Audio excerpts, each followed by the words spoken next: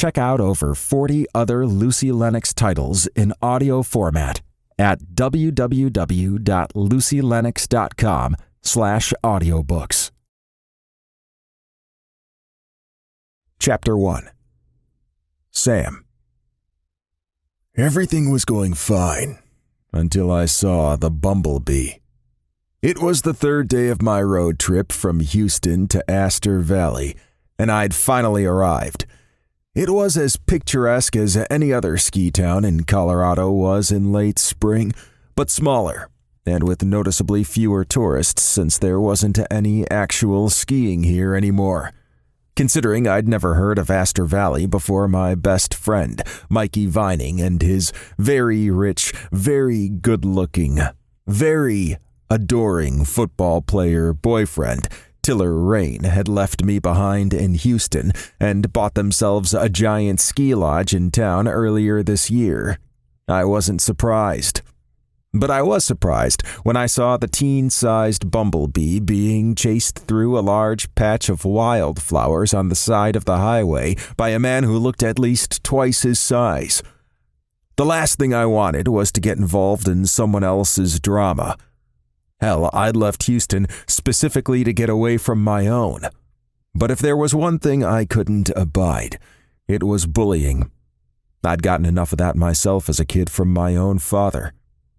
I wrenched my bike over to the side so fast I almost crashed into an old, half-broken-down billboard advertising a ski resort that must have been just the thing in the 1980s. "Let go of him," I shouted. "Leave him the hell alone." My friends teased me for my deep growl, saying I sounded annoyed at the least and angry at best, but in times like these, it came in handy. The bigger man stopped and stared at me, and the bespectacled guy in the ridiculous bee costume froze like a squirrel caught stealing from the bird feeder.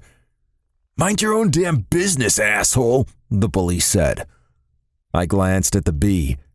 "You okay?" His eyes were wide with fear, and his antennae were trembling. Despite both of those things, he was trying very hard to smile, as if everything was normal. I'm fine." He was clearly not fine. I pulled out my phone and pretended to dial. "How about I call the police just in case?" "Yeah, good luck with that." The bully shoved the bee until he fell on his fluffy yellow ass. "This isn't over, Truman." He shoulder-checked me hard on the way past and disappeared around a bend in the road. I noticed a heavy trace of alcohol coming off him. I reached out for the bee's hand and realized he was an adult and not the teen I'd first assumed him to be. "Let me help you up," I grunted, suddenly feeling oddly attracted to the little bee. He had a pretty face with delicate features and cherry-red lips almost hidden under a crazy tumble of dark brown curls. "I'm sorry to bother you," he said in a soft voice, getting to his feet. "You could have just kept on going.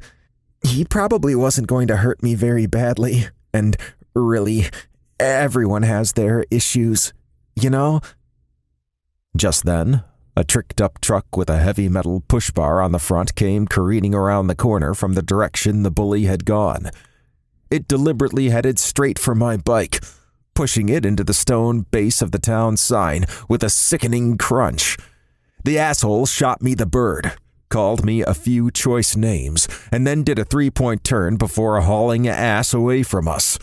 I looked back at the bee, who simply stared after the pickup.